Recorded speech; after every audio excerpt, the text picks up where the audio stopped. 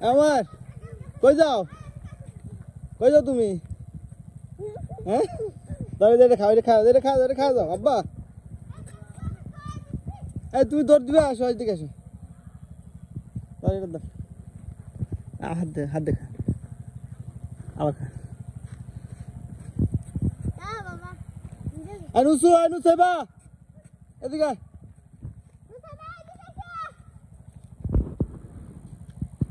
দৌড়